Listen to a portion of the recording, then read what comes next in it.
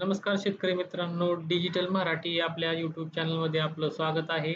आज आपण या व्हिडिओमध्ये पी-एम किसान या योजनेबद्दलची महत्त्वाची अपडेट पाहणार आहोत.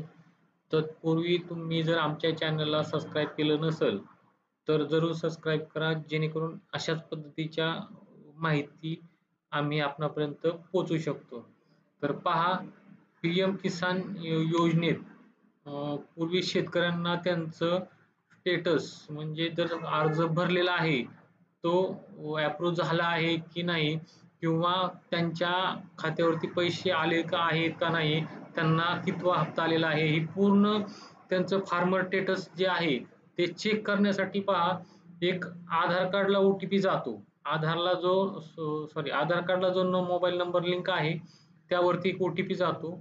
तसेच मोबाईल नंबर जो शेतकऱ्यांनी अर्ज भरतेवेळी दिलेला आहे, त्याला एक ओ-टी-पी जातो. त्यानंतरनं तुम्हाला तुमचा फार्मर रजिस्ट्रेशन आयडी मिळतो, जो पी-एम किसान आयडी. त्यानंतर तुम्ही ते पी-एम किसान आयडी टाकून तुमचं स्टेटस चेक करू शकता.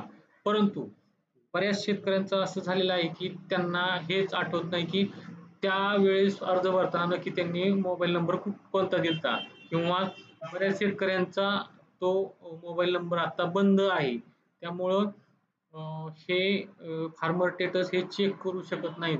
बऱ्याच शेतकऱ्यांना या अडचणीला सामोरं जावं लागलं आहे. त्यामुळे नक्की त्यांच्या पी-एम किसानचं खातं चालू आहे का नाही याबद्दल संभ्रम निर्माण झालेला होता. तर आता यासाठी बघा, पी-एम किसान योजनेच्या वेबसाईटवरती नवीन अपडेट आलेली आहे.